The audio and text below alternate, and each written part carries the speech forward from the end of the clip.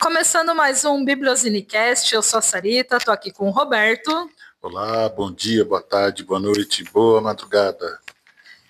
E também com a Simone, que está estreando aqui no nosso podcast. Seja bem-vinda, Simone. Oba! Oi, gente, sou eu, Simone. Bem-vinda, Simone. O assunto dessa edição da revista está rendendo, viu, gente? Não imaginei que a gente tivesse tantos fãs assim de cinema brasileiro. Você imaginava? Eu imaginava, eu sou muito fã, muito, sou fanático. Isso é um bom sinal, né? As pessoas quebrarem o preconceito, né, com o cinema brasileiro e começar a curtir de fato, né? Com certeza. E na revista eu pedi para que cada pessoa da nossa equipe recomendasse 3 filmes brasileiros. E aí eu quero saber quais critérios vocês usaram para essa escolha. A Simone recomendou Reis e Ratos, O Palhaço e Lisbela e o Prisioneiro. Qual que foi o seu critério, Simone? Olha, eu nem lembrei, mas olha que coincidência. Nos 3, o Selton Mello está, né? Mas não foi por causa dele. Eu já ia te perguntar, seu ator favorito é o Selton Mello? É um dos, né? É um dos galãs do cinema nacional. Mas uma coincidência mesmo. Os 3 filmes são bem diferentes, né? Reis e Ratos fala do período da ditadura militar e é uma pegada bem diferente do que a gente está acostumado a ver, né? Ele é meio cinema noir, assim, então é bem legal. Lisbela e Prisioneiro é muito fofo, as músicas são lindíssimas, né? E o Palhaço é uma homenagem ao circo, é uma homenagem ao artista raiz, né? Eu acho que foi por isso, mas olha que coisa, os 3 têm o Selton Mello, que é um fofinho. Pois é, na hora que eu vi, eu falei assim, olha, eu acho que a Simone tem um ator favorito aí, gente, e eu acho que é o Selton Mello. Na hora que eu vi, eu também achei, eu falei, nossa, Simone escolheu o Selton Mello e me mandou os filmes. Mas são filmes muito carismáticos, né? São filmes que prendem a gente mesmo. E o Palhaço tem uma fotografia, Simone, que é das artes, pode me corrigir se eu estiver errada, mas tem uma fotografia bem interessante, que quando ele tá, tipo, dentro do circo, ela tem uma pegada meio onírica, assim, né? Meio embaçada, não sei se é isso mesmo. Ele é muito artístico, esse filme, né? Ele não é um filme para qualquer pessoa. Muitas pessoas torcem o nariz quando eu falo desse filme. Além disso, ele tem o Paulo José, né? Que era um ator excepcional. E a amizade que o Selton Mello tem, né? Com o Paulo José é muito linda e reflete ali na tela. É um filme, assim, muito poético, né? Então, ele não é um filme para qualquer um. Você tem que estar preparado assim para ver uma coisa única, né? Com certeza. E quando eu li, né, quando você fala do Selton Mello, tem um filme dele que ele dirigiu, que é o filme da minha vida, não sei se vocês já assistiram, que eu assisti no cinema e quando olha só, esse filme é um pouquinho antigo, eu assisti ainda no Shopping 3 ali na Paulista, nem tem mais cinema nesse shopping, assim como também não tem mais a Livraria Cultura. Quando o filme terminou, eu vi que ele era inspirado no livro Um Pai de Cinema, do Scarmeta, que eu gosto muito. Saí de lá, fui direto na Livraria Cultura comprar o livro. E primeira vez que eu vejo uma adaptação ser melhor do que o livro, porque ele conseguiu dar uma profundidade, uma poética para os personagens que não tem no livro, cara. Eu achei maravilhoso, assim. Eu acho que é isso que faz o Selton Mello ser Selton Mello, né? Ele tem essa profundidade, né? Agora que ele tá indo para Hollywood, tá fazendo filmes mais pipoca, assim. Mas a característica dele como diretor, né? Ele enxerga assim a vida, né? E aí eu acho que é isso que ele quer transmitir, né? E esse filme é belíssimo também. Não coloquei na lista porque não dava, né? Eram 3. Tá. E o Bob recomendou o Doutor Gama, Cidade de Deus e o Alto da Compadecida, que por acaso também tem o Selton Mello.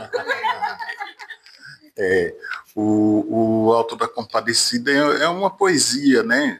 É uma poesia.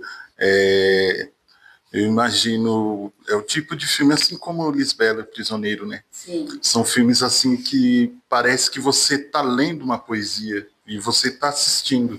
Ele me pega muito. Cidade de Deus, um filme marcante. Eu assisti no cinema, eu fico muito impressionado como o aspecto da história, de uma formação de um local, formação de uma característica, né, lá do Rio de Janeiro, daquela região, né, o início, um estudo, né, um filme que é um estudo social, de formação de uma região e uma coisa muito moderna no nosso país. E já Dr. Gama é aquela história maravilhosa do Luiz Gama, né, é um filme também que ele é bem poético, né, ele fala sobre as questões do racismo e da escravidão sem usar a violência e o sofrimento. Ele trabalha de uma maneira diferente, como era o Luiz Gama, né? Ele foi uma pessoa que trabalhou com as leis, né? Um escritor, um libertador, um pai de todos, né? De todos nós. Então, é um filme que me marcou demais. Eu não pude escolher outros que eu gostaria, né? Porque eram só 3, né? Então, e já tinha gente que tinha escolhido os filmes antes, mas mesmo assim, para a gente ver a riqueza do cinema nacional, né? Porque as pessoas vão escolhendo e você fica assim, e agora? E depois que você passa os nomes, aí você vai lembrando de outros também, né? E uma coisa legal, né, que você falou do Alto da Compadecida, e na revista você escreve sobre o Zósimo Bubu. E o Alto da Compadecida ele teve uma primeira versão em cinema em 1969, chamado A Compadecida, em que o Zósimo interpretou Jesus, que nessa versão de 2000 foi interpretado pelo Maurício Gonçalves. E olha só, tinha o Antônio Fagundes como Chicó e o Armando Bogos como João Grilo. Nossa! Então, o Bubu tinha que participar, né? Porque ele era quase um sex symbol daquela época, né? Ele era considerado o negro mais bonito do Brasil. E um gênio, né? Um cara genial, simplesmente genial, e que a gente não conhecia. Eu fui conhecer já de barba branca, ele e eu, né? Porque um personagem muito marcante, importante demais, né, para cinematografia negra. O Zósimo, né, você falou, um galã na época, apesar de todo o preconceito. O Antônio Fagundes também chegou a ser considerado galã, né? E aí eu te digo, Simone, você que é especialista em galãs, conte-me mais sobre isso. Então, é interessante a gente falar disso, porque a gente fala de padrão de beleza e de épocas, né?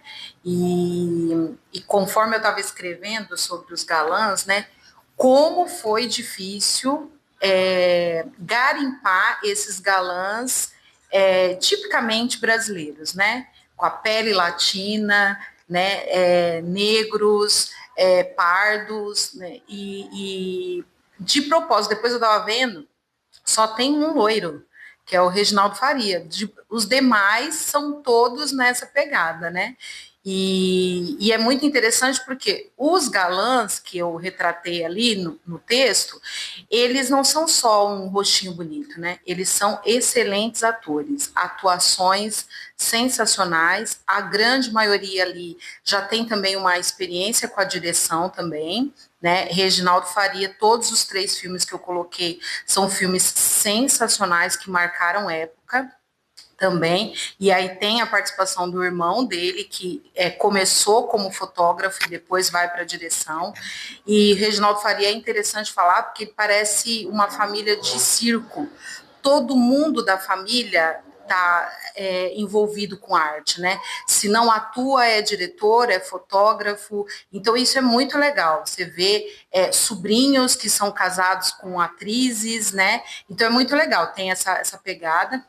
Os meninos, né, Rodrigo Santoro, que é o meu queridinho, né, o Selton Mello, Wagner Moura, que dispensa comentários, mas aí a gente tem Lázaro Ramos, que acho esse menino sensacional, né, escritor, diretor, ator, boa gente, né? Bom pai, bom marido, bom tudo esse menino. É o tipo de pessoa que você olha e fala, quero ser amiga desse cara, né? Exatamente, tipo, ser vizinha dele pedir uma xícara de açúcar emprestada. É mesmo. É mesmo. Eu vejo esse pessoal aí mais novo, nem tão mais novo assim, né? Mas esses galãs agora mais modernos, né? O Wagner Moura e o Lázaro Ramos, essa coincidência deles virem praticamente da mesma escola, né? De estarem, poderem mostrar toda a capacidade deles vindo do mesmo espaço, né? É uma coincidência assim vindo de celestial. uma região que não tem os holofotes, né? Isso. Nordeste, vindo da Bahia, né? Saindo de grupos teatrais periféricos. Então, é muito legal ver isso. E vários dos artistas, né, que eu coloquei no texto, vem se destacando dessa forma, né? Tomás Aquino também, que está ali, é um nordestino, né? E eu acho muito importante a gente valorizar isso, né? Porque sai desse eixo Rio-São Paulo, né? E dá visibilidade para essas pessoas e as pessoas que residem, os meninos, né, que são de pele negra, os meninos que são lá do Nordeste, conseguem se identificar. Poxa, se ele chegou ali, eu também posso chegar. Uhum. Né? E tirar esse estereótipo de que tem que ser Brad Pitt, nada contra o Brad Pitt. Mas não é a nossa realidade. Mas não é a nossa realidade. E eu acho que essa nova leva de artistas, né, eles têm valorizado muito isso. Então, você vê, Rodrigo Santoro, Selton Mello, Wagner Moura, eles têm atuado muito em Hollywood, mas eles não deixam de valorizar o que é Brasil, de falar o que é Brasil nas premiações, na forma de atuar, né? Fica nítido. Mesmo o Rodrigo Santoro, ele tem filmes que são belíssimos, que são produções estrangeiras, né? Que eu não coloquei na relação por isso. Mas quando você olha o Rodrigo Santoro, ele é um artista assim tão sensacional que você esquece de pensar assim, de onde que ele veio? Sabe? Ele é só um artista, ele é só um ator sensacional. O cara faz cubano, faz russo, faz o que você der para ele faz, né? Um lindo, um fofo. E você você colocou na revista o Tomás Aquino, e eu ouvi um podcast esses dias com o Tomás Aquino, ele, no Salvando Cadu, que é um podcast feito também por um ator, que é o Cadu Libonati, e o Tomás Aquino fala que uma das questões para ele fazer, por exemplo, novela, que ele tem feito bastante, ele fala, o personagem é da onde? Porque se não houver necessidade dele trocar o sotaque dele, ele não troca. Então agora ele está fazendo um personagem numa novela que se passa em Goiás, e ele continua com o sotaque dele, e aí ele falou, porque tem pessoas nordestinas, né, pessoas daquela região lá em Goiás, e por que não? Sim. Por que ele ter que mudar o sotaque dele, né? Sim. Ele falou, é fundamental para o personagem que eu mude meu sotaque? Se for, beleza, eu mudo. Mas se não for, eu não vejo porquê. Sim. Eu acho isso o máximo, porque a gente, né, eu pelo menos a adolescência toda, a gente ouvia aquele sotaque carioca ou aquele sotaque paulista. Isso. E o sotaque nordestino a gente não escutava. Os sotaques nordestinos, isso, né, que são vários, sim, não é um único. Os vários dialetos. E eu acho isso muito legal, ele mostrar que, olha, eu estou falando desse jeito, é assim que eu falo no meu estado, e eu posso falar assim em qualquer outro. Eu acho isso fantástico. E assim. A gente via muito assim, produções de novelas, né?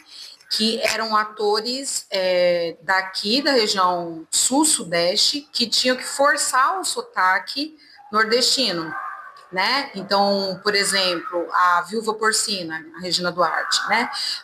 Todo o treino para fazer aquele sotaque nordestino e tal. E agora você vê que são atrizes e atores do Nordeste que estão nas novelas, né? Então, eles fazem com propriedade e quem é do Nordeste consegue perceber a diferença, né? Porque o sotaque de uma pessoa do Piauí é diferente de um baiano, que é diferente do pernambucano, né? E isso é muito rico, é muito legal. E é um menino, esse moço vai longe, viu? Bom, além dos galãs, temos as musas também. Quais são as musas do cinema brasileiro quem arrisca. Eu acho que a Bruna Lombardi, por muito tempo, foi uma das musas, mas ela tem aquela característica bem europeia também, né? Loira, olho claro. Eu acho que Beth Faria. Sônia Braga, talvez. Sônia Braga. Sônia Braga teve Dona Flor, seus dois maridos, né? A Beth Faria no Bye Bye Brasil, que ela tem lá o trio, né? José Wilker, ela e o Fábio Júnior. Quem mais, hein? Lembra de mais alguma? Agora eu fui pego de que calça teve curta. muitas. Teve uma fase também do cinema brasileiro que teve muita pornô chanchada também, né? Aí colocaria, não sei se a Vera Fischer chegou a fazer cinema, né? Chegou a fazer. Eu acho que ela fez até aquele filme com a Xuxa, né? Lá, que foi polêmico, né? Acho que ela tava nesse filme, não tava? Acho que tava. Amor Estranho, Amor. Amor Estranho, Amor. Deixa eu pensar. Agora, atual... me pegou de surpresa, porque eu tava focada só nos galãs. Mas eu acho que talvez até por essa cultura que a gente tem meio machista, digamos assim, os homens sempre têm um destaque maior, né? Vamos lá, a gente assistiu uma novela hoje, você ainda tem Antônio Fagundes, mesmo muito mais velho, ainda em posições de destaque. A gente não vê isso com as mulheres acontecendo. A gente tem, por exemplo, um Cauã Raymond, que tem 40 e poucos anos, fazendo ainda o galanzinho, pá. E aí você tem uma Grazi Massafera, que é linda, e tem mais ou menos a mesma idade ali do Cauã, já fazendo a mãe. Ela não é mais a mocinha sofredora, ela não é mais a mocinha que vai conquistar, ela já tem um personagem sempre de uma mulher mais velha e tal, enquanto esses caras com 40 e poucos ainda estão ali, os carinhas, os gatinhos, os desejos das mocinhas, né? Você acha que tem a ver isso? Eu acho que tem um pouco, mas eu acho que tem mudado também. Então, por exemplo, Ingrid Guimarães, ela não tem um padrão de beleza assim, né? Ela tem um cabelo maravilhoso, né? Invejável o cabelo dela. E os filmes delas são, assim, campeões de bilheteria, né? No cinema. Eu acho que tem ela, a Mônica Martelli, e elas têm começado a fazer textos assim voltados para essa mulher madura, para essa mulher que está na fase da menopausa, né? Para essa mulher que valoriza a amizade. Então, o próximo filme delas, né? Que vai estrear, que é sobre amizade, sobre aquela viagem maluca que elas fizeram lá, né? Tô doida para ver. Tem essas meninas, eu acho que elas estão nessa. Eu acho que tem mudado, mas ainda permanece, sim, essa visão, esse padrão de beleza, de novo, né? A gente falando de padrão de beleza. Eu acho que isso acontece muito no Brasil, porque se você pegar filmes franceses, filmes espanhóis, a gente tem mais essa, não vou dizer valorização da mulher, mas de colocar a mulher num lugar real, né? Um lugar possível. Corpos reais. Corpos reais, exatamente. Mas ainda temos isso, né? Eu acho que tem mudado. Eu estou otimista com relação a isso. Eu também vejo mudança também. Agora, o que precisa também é o nosso olhar também acostumar com a mudança, né? A gente ter essa percepção. Porque é uma coisa que está mais arraigada na gente, né? Não sei, por eu ter mais idade, assim, eu acho que ainda tem algumas coisas que me prendem, né? Que a gente acaba vendo primeiro o nome masculino, né? Dependendo. Como ultimamente eu tenho assistido alguns filmes com a Denise Fraga, e foi ela que me veio à mente, mas ela é mais assim, voltada ao teatro, né? Uma coisa mais ali voltada ao teatro e tal. Eu assisti alguns filmes dela, achei bem interessantes, né? Mas assim, filme que tenha chamado a atenção como musa, não. Musa, eu acho que não sei. Falasse o nome, eu vejo a Sônia Braga mesmo, assim, que tem esses filmes. Ela foi para Hollywood também, que ajudou por ser uma musa, a impulsionar, né? O nome dela é muito forte, né? E agora, atualmente, esqueci o nome daquela moça lá desse último filme com o Wagner Moura, que ela é uma atriz e Alice tanto. Carvalho. Alice Carvalho, ela é muito atriz. Que é nordestina também. Nordestina. Maravilhosa. Ela tem uma força, né, na atuação dela, ela é impressionante. Mas não está dentro dos padrões de beleza. Se a gente for ver, eu acho que mais essa menina aí que faz a novela com o Tomás Aquino, a Isadora Cruz. Isso. Ela pode ser considerada uma musa, né? Ela é linda. E ela tá forçando um sotaque neutro, né? Porque o sotaque dela é bem carregado. É uma nordestina linda, essa menina. Então, não sei se ela vai fazer filme, né? Então, mas pode ser que seja, né? Vamos ficar de olho aí nas próximas musas. Mas de repente não é nem interessante que a gente tenha tantas musas assim, né? Acho que de repente é mais interessante mostrar essas mulheres possíveis, né? Então, por exemplo, Regina Casé, os filmes que ela faz, gente, são de mulheres reais, né? De mulher que pega condução, de mulher que trabalha. E é legal porque, assim, mesmo a Sônia Braga, que foi uma grande musa, hoje em dia ela é uma musa que, assim, ela assumiu que as pessoas envelhecem, ela não tem problema nenhum com rugas, com cabelo branco. Eu acho isso, assim, o que faz dela mais musa ainda. Como Beth Faria, Maria Severo, né? Essas mulheres que são atrizes mesmo, Andréa Beltrão, né? Que se mostram tal qual são, né? Sem tantos, não vou dizer que não fizeram procedimentos, mas se fizeram foi coisas bem sutis apenas para, né, pro bem-estar delas, não é aquela coisa carregada, né? De repente o caminho seja esse, né? Tomara, né? Pra gente fugir desses padrões de beleza inalcançáveis. Exato. Bom, então vamos lá. Durante a minha pesquisa, né, para fazer a revista, eu descobri que tinha uma lei antigamente que exigia que fosse exibido um curta-metragem nacional antes de filmes estrangeiros. Essa lei acabou caindo, né, ali pouco depois da década de 70. E o que vocês acham? Vocês gostam de curtas-metragens? Vocês acham que essa lei deveria voltar? Eu gosto de curtas-metragens e eu acho que seria muito interessante para conhecer e até dar oportunidade, porque muitos curtas são feitos por produções independentes, né? O curta, ele é a oportunidade do diretor, do novo diretor, dos novos diretores, as pessoas que estão fazendo filmes, né, os novos atores, as novas atrizes, de iniciar o seu trabalho, de ter uma visibilidade, começa ali. E depois vai podendo fazer novos trabalhos. Eu sou totalmente a favor. Desde que não seja desenho, né? Ficar passando desenho sem função nenhuma, né? De escamotear, enganar e deixar o trabalho nacional vinculado a coisas pequenas, quando é um trabalho de qualidade. Os nossos diretores, nossas atrizes, nossos atores, eles são maravilhosos, são excelentes. O cinema nacional, ele é excelente, né? Sempre foi.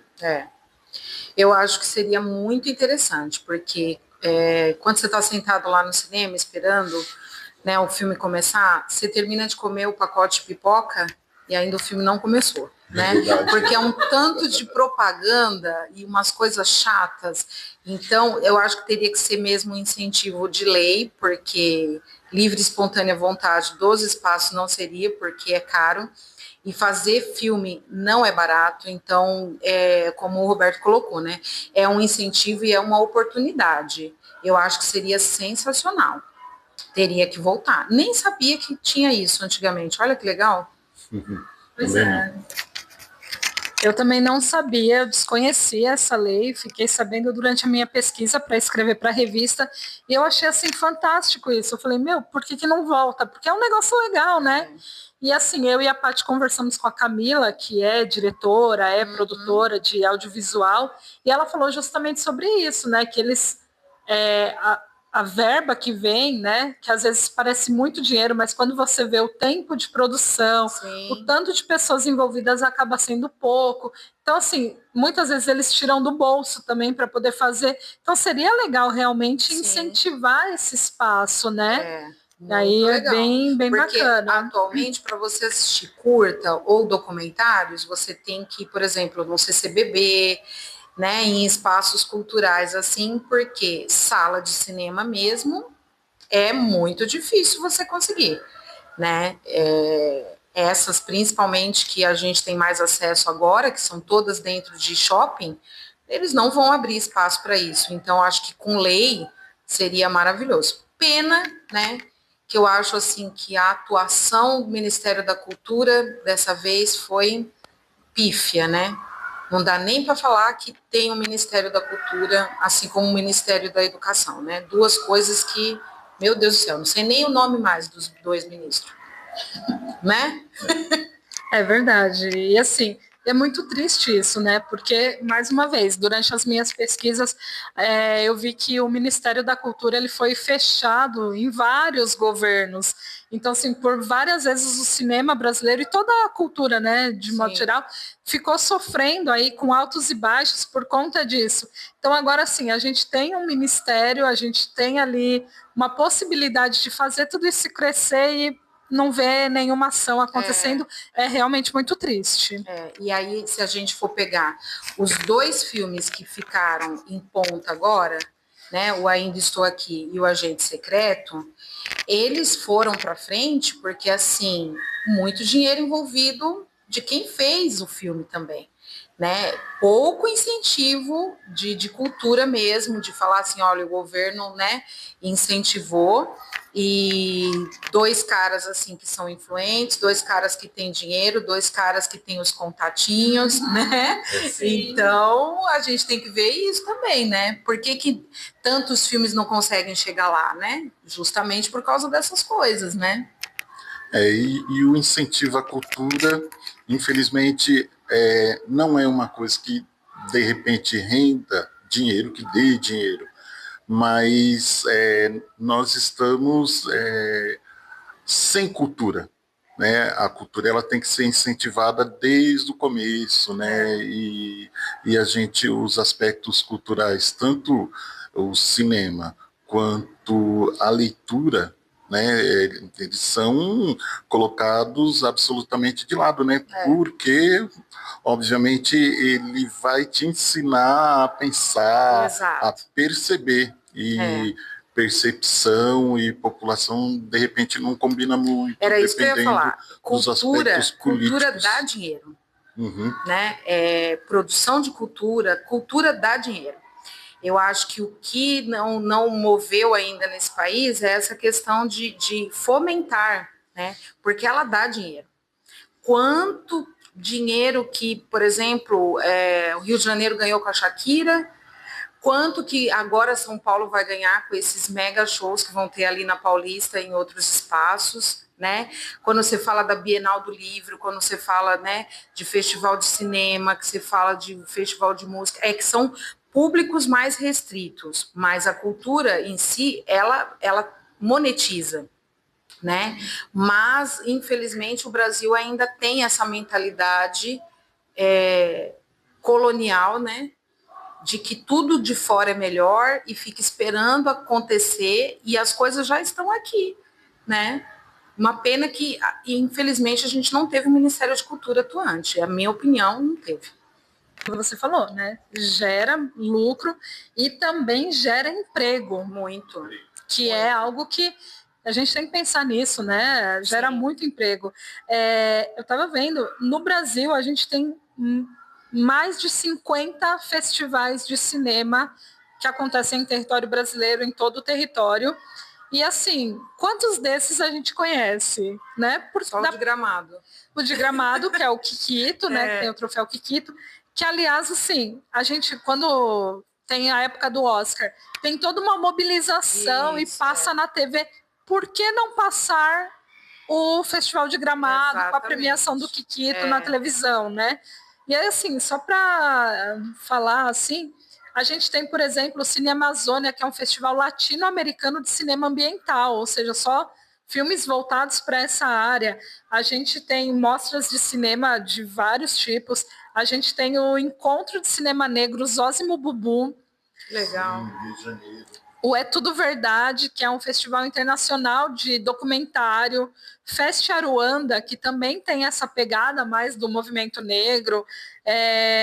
Festival de curtas, tem no Rio, tem em São Paulo também, o Festival do Minuto. Tem, deixa eu ver, nossa, tem muita coisa aqui, gente, que eu...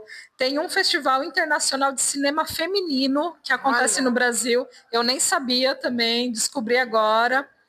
Tem Mix Brasil, que é de diversidade, tem toda essa pegada do LGBTQIAPM+, desculpa se eu tiver falado errado. O Festival Visões Periféricas, que são produções audiovisuais feitas na periferia. Então, assim, tem muita coisa legal. E aqui na nossa região temos o Festival de Cinema de Paranapiacaba. Olha aí que legal. Festival de Cinema de Paranapiacaba, que acontece nos dias 19, 20 e 21 de junho, ou seja, agora esse mês. E a Camila, que falou com a gente aqui, comigo e com a Paty, ela vai apresentar 2 curtas lá. Então, quem quiser ver, dia 20 e 21, tem curtas da Camila lá também. Se não tiver neblina, eu vou. Legal. Mas como que é? É o esquema praça, assim? Fica... No Cinelira. Ah, que legal. Bacana. Bem legal. É interessante. Acho que eu vou colocar na minha agenda, que eu vou estar com a agenda livre essa época aí. Exatamente. Aí, para mim, vai estar ok. Eu vejo assim, bem o que a Sarita falou. Por que tem todo essa correria, essa importância que se dá ao Oscar? Também a outros prêmios internacionais, quando a gente vê o Globo de Ouro também, né? Isso, tem algumas transmissões e os nossos não podem ter também. Porque quando começa a ter divulgação, as pessoas começam a ver, a se interessar, isso, porque se sempre interessar. tem alguém que se interesse. Se você tem o incentivo, é questão do incentivo. Se há o incentivo pelo que é nosso, né, e as pessoas acabam voltando os olhos. Né, é uma questão muito politizado mesmo, né? Às vezes dá a aparência de que infelizmente, o que é nosso não é bom ou não precisa ser visto, né? E há necessidade de que um público maior tenha esse acesso. E é caro, né? Ir ao cinema é caro, infelizmente, né? Assim, o ingresso muitas vezes não é tão caro, mas aí se você vai lá para a pipoca, não sei o quê, né? E tudo isso faz parte da experiência do cinema, né? E tem muitas crianças, adolescentes que nunca foram ao cinema, né, nunca tiveram essa experiência. Então, a gente tem muitas cidades do interior, muitas cidades do Nordeste, que eles colocam telão lá na praça, né, no muro da igreja e espelha ali o filme, né, porque é a forma que as pessoas vão ter acesso ao cinema. Então, se tiver incentivo, né, tem bolsa para tanta coisa, né? Podia ter bolsa cultura, né? Alguma coisa com assim, certeza, né? seria essencial. Você vê, final de semana passado, que teve a virada cultural, né? É bem isso que o Roberto falou. Quantas pessoas foram para os espaços expositivos, foram para os shows, né? Não é que a pessoa não gosta, é que ela não tem a oportunidade, ela não tem o acesso, né? E aí você vê que a virada, eles oportunizam para que as coisas aconteçam dentro da periferia, em vários bairros diferentes, né? E essa ideia, eu acho que devia ser copiada por todas as prefeituras, porque isso é tão legal, né? Que nem esse festival de cinema em Paranapiacaba. Gente, o ABC todo devia estar sabendo disso.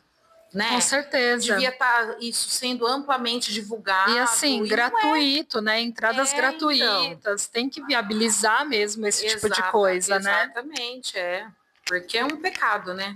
As pessoas têm as coisas, mas às vezes não têm o acesso, por simplesmente não conhecer.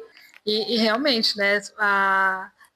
Claro, teatro é essencial, a leitura é essencial, o cinema é essencial. Sim. todo tipo de arte, né? Mas, infelizmente, fica muito elitizado mesmo. Fica. As pessoas não têm acesso. O teatro mesmo, né? O teatro é muito caro para você ir ao teatro. Exatamente.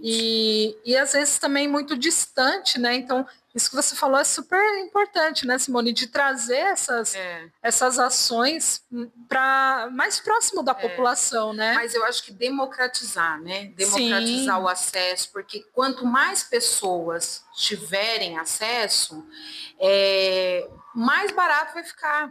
Com certeza. Você vê quantos artistas, né? Quantos humoristas fazem, né? Os stand-ups e lota. Teatro lota. Então, por exemplo, esses dias veio o Fábio Porchat, veio aqui, né? No Teatro de Mauá. Muita gente vai. E aí se fala assim, Antônio Fagundes está aqui, entendeu? Aí as pessoas acho que já têm até medo de comprar um ingresso, entende? Nem vai ver, e não é tão divulgado quanto, né? E você vê, esse menino, ele lota os teatros, ele lota, entendeu? E é assim, não é teatro, né? Mas é uma experiência cultural, é uma ida ao teatro, é a primeira vez, sei lá, de repente a pessoa vai pegar o gostinho, vai ver que não é tão assim, e também tem muito aquilo assim, a pessoa acha que tem que ter uma roupa especial para ir nesse lugar, sabe? Você pode ir no teatro de calça jeans, não tem problema. Né? Você pode ir lá no Teatro Municipal assistir uma ópera que às vezes tem de graça e tudo bem você ir de calça jeans. Não tem que ter uma roupa especial, sabe? Não precisa de nada disso, né? Exato. Mas é justamente isso, né? Ficou aquela imagem de que esses lugares são para um outro padrão social que não o meu. E até isso se vê nessa questão do stand-up, porque é uma linguagem mais simples, é uma linguagem mais coloquial, então as pessoas se veem naquilo. E, de repente, numa outra peça, elas também podem se ver.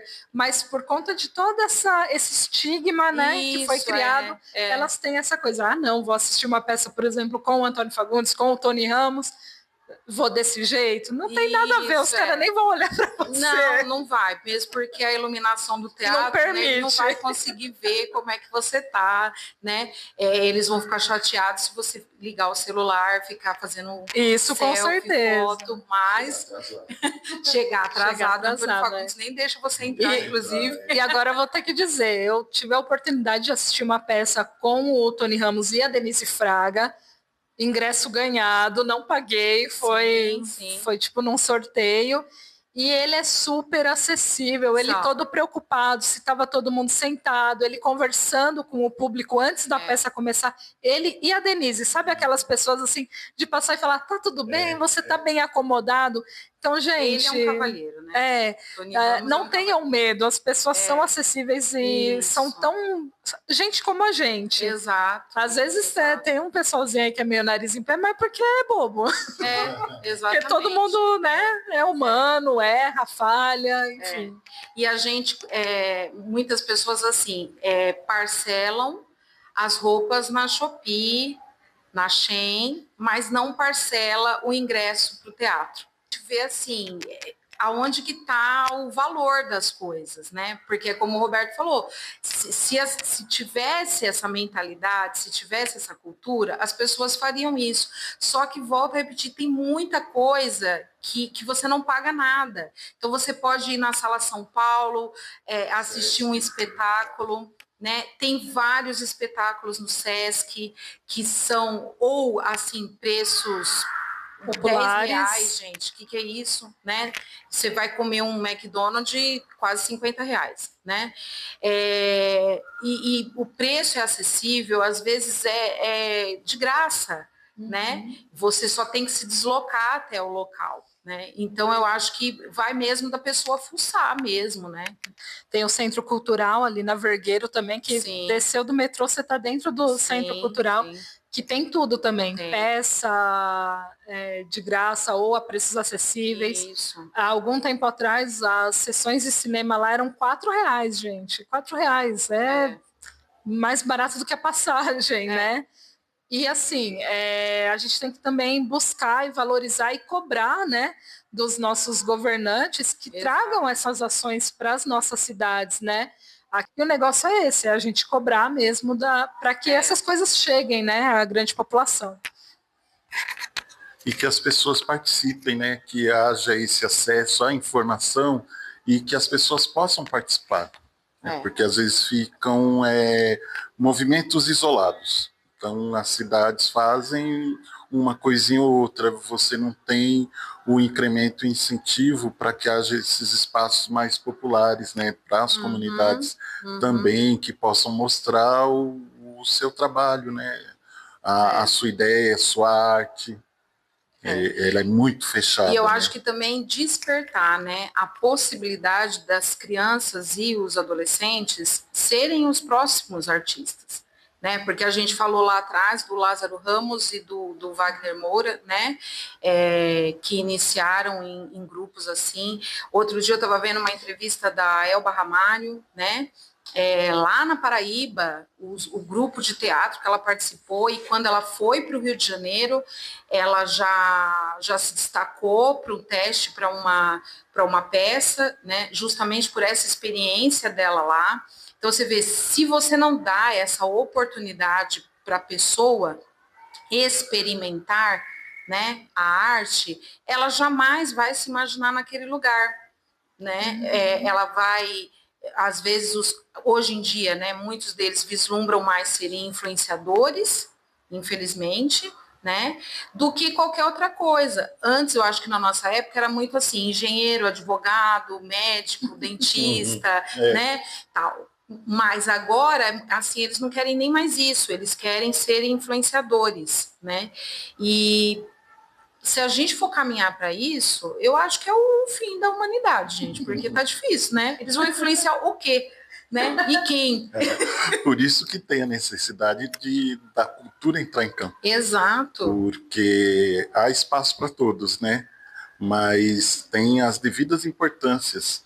E aí, quando você dá importância a uma coisa, não estou falando que todos são, mas a uma coisa mais vã, né, que seja só vinculado fútil, à imagem, né, porque, na verdade, ele conta mais normalmente quanto à imagem, né, quanto a imediatismos, a cultura acaba ficando de lado, porque a cultura ela engloba várias e várias vertentes, né, variadas artes, e há espaço, né, só que a questão maior é a importância que se dá, a importância que se dá para que as pessoas possam partilhar, possam mostrar, possam conhecer, né, para saber também o que pode fazer, inovar, porque a partir do conhecimento que a pessoa inova, né, que surgem coisas novas também. E eu acho que o brasileiro ele tem que começar a valorizar o que é nosso, né? Música, se a gente for falar em música, gente, a música brasileira é a melhor do mundo. Com toda certeza. A gente tem, no Japão, faculdades que tem aula, dentro da faculdade de música, tem aula específica só de bossa nova. Bossa nova. Tem, agora gente, eu vou puxar a sardinha.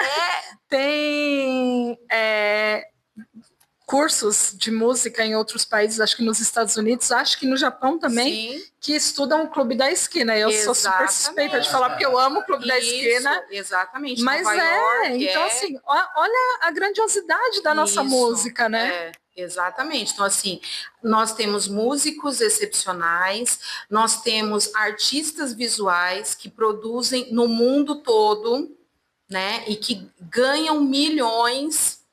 E isso não é divulgado. Então, assim, o brasileiro ele precisa começar a valorizar os artistas brasileiros, a cultura brasileira. Se você chegar no Nordeste, a riqueza que tem, aqueles bordados, aquelas peças de cerâmica, né? São coisas únicas, gente, que não tem.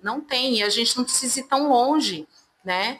Tem muita coisa boa no nosso entorno e as pessoas elas não valorizam, porque tem essa síndrome de que só o que é bom, né, é o que vem de fora. E o nosso não é.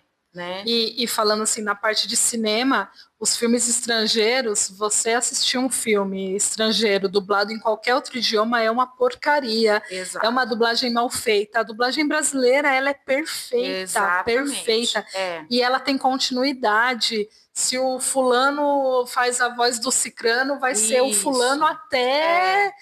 quando tiver que substituir, A vai ser voz alguém do com Wolverine foi por anos a mesma pessoa. Sim, e por aí vai, assim, são vários, sempre o mesmo ator fazendo a voz daquele outro ator, né? Porque para ser dublador tem que ser ator também. Isso. E o Guilherme Briggs, que é um dos maiores dubladores que a gente tem no Brasil, a gente tem que valorizar também isso, né? Como você falou, o Brasil é perfeito em tudo, assim, a gente quer fazer a coisa muito bem feita, né? Então tem que valorizar mesmo.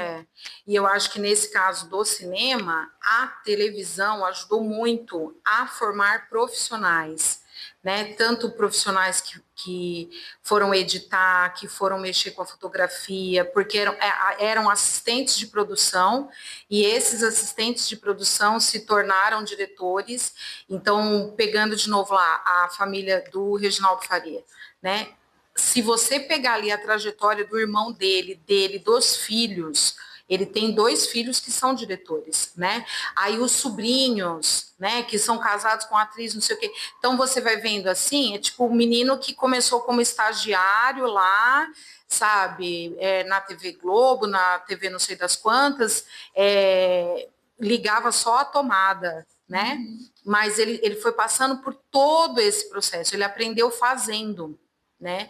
E muito não valoriza isso, né? As pessoas elas não fazem ideia do número de profissionais que tem por detrás de uma cena, para produzir uma cena, né? A quantidade de profissionais que tem ali, maquiador, figurinista, a pessoa que vai estudar todo aquele, né, aquele período. Se a gente pegar aí o agente secreto, gente, todo o estudo que foi necessário fazer para reproduzir aquela época, né, para deixar a fotografia naquele tom, as roupas, o cabelo, os carros, tudo. Então você vê a quantidade de profissionais que não estão envolvidos naquilo ali, né? E isso se dá muito por conta das produções de novelas. A gente tem produções de novelas sensacionais. E aí se reflete no cinema, porque são esses profissionais que vão fazer o cinema. Que é uma coisa também que eu realmente estava pensando nisso, enquanto você estava falando. A questão da novela, muita gente fica, novela, como se novela fosse uma coisa fútil e tal, mas faz parte do cotidiano do brasileiro. Sim, sim. E as novelas brasileiras, elas são premiadas, elas são copiadas, elas são exibidas lá fora. Tem um escritor angolano que eu gosto muito, que é o Ondiak. Nas obras dele, ele cresceu em Angola, tudo, mas o tempo todo ele faz alguma menção a novelas brasileiras que ele assistia lá na infância, na adolescência, lá em Angola. Isso é muito legal. Exatamente, E assim, por ser também um país de matriz de língua portuguesa, né? Então chega mais fácil ainda, né? E aposto que Escravizaura que abriu o caminho lá, né? Que ficou anos, né? Parece que na Rússia, na China, todos os anos é reprisado. Olha que coisa doida isso. Escravizaura, coisa de doido. E agora deve ser A Viagem e por aí vai, né? Mas a gente tem muitas produções, assim, de telenovelas, né? E os caras saíram muito, assim, dessa vertente do teatro. Então tem toda essa pegada artística mesmo. Hoje em dia eu acho que é muito mais comercial, né? Parece que é uma linha de produção. Você vê o roteiro, você fala, nossa, mas eu vi isso numa outra novela, né? Parece que é uma linha de produção. Mas até um tempo atrás você via muito disso, pessoas que vinham do teatro e iam para as novelas, né? E para se sustentar, obviamente, né? E aí fica ali, né, transitando entre o cinema e a TV e tal, que é muito positivo também, né? É porque não existe uma arte só, né? A arte, ela vai... Você está expondo, né? Então, ela tem os vários aspectos, os trabalhos, né? Tem que ter um começo para ter Ela não tem fim, porque ela é cíclica, né? Exatamente. Ela gira. A conversa rende, tem muito assunto ainda para a gente falar, né? Mas a gente vai ter que ficar por aqui, infelizmente. Mas assim, para a gente não terminar muito triste, assim, porque vai terminar abruptamente, Um filme que você não indicou, indique agora. Ai, meu Deus. Um só? 10. Deus é brasileiro. Eu ia muito falar bacana. esse. É muito bacana. Eu até assisti esses dias o 2 que eu não tinha assistido. Eu falei, caramba, como que eu não assisti o 2? Muito legal também, mas normalmente sempre os primeiros são precursores, né? São os melhores. É maravilhoso. São lindos. É um que eu indicaria. Eu lembrei de um agora, porque eu quase esqueci o menino no texto. Tive que correr para colocar. Que é o Chai Suede, que eu acho ele um fofo, lindo, excelente ator, e acho que às vezes ele é mal aproveitado nessas novelas aí, né? Que é A Fama de Mal, que ele faz o Erasmo Carlos. Gente, ele tá sensacional. Assistam, o roteiro é lindo, ele tá muito Erasmo Carlos. Assistam, porque é muito lindo esse filme, vale a pena. Ele é filho da Isabela Garcia no filme, aí aparece Tim Maia, sabe? É muito legal mesmo, assistam. E tem o Gabriel Leone como Roberto Carlos, que também é outro grande ator, né? O Gabriel também tem feito... O Agente Secreto, né? Também tem feito ótimos filmes, né? Exatamente. O Gabriel. Caramba, agora tô vendo, né? Um só. A gente começa tudo de novo. Não, só foi falar de galã. É o último, vai, só pra finalizar. Um só, caramba. Eu vou indicar a Tatuagem, que tem o Irandir Santos, que para mim é um dos caras mais talentosos, assim, do momento, assim. Todo personagem que ele faz é maravilhoso, assim, seja em novela, seja em filme. O cara é um camaleão, assim. Ele é visceral, né? Ele é visceral, Nossa, eu amo o Irandir Santos. Tudo que ele faz, eu amo. Ele é muito bom. E em Tatuagem, assim, ele tá maravilhoso. Meu pai matou um cara. Mas pode falar 2? Encerra, vamos encerrar, porque você vai ficar falando um monte aí. Roberto vai falar toda a filmografia nacional aqui. Bom, gente, a gente fica por aqui, então. Muito obrigada pela participação, Simone. Eu que agradeço. Espero que você compareça mais vezes aqui. É só chamar. Opa, aí sim. Então já fica o convite para a próxima. Roberto, valeu, amigo. Obrigado, Sarita. Aqui é bom demais. Eu amo esse lugar. Fechou. Fechou? Não quer falar mais nada? Não, chega. Não. Então tá bom, gente. Até mais. Até o próximo Bibliocinecast.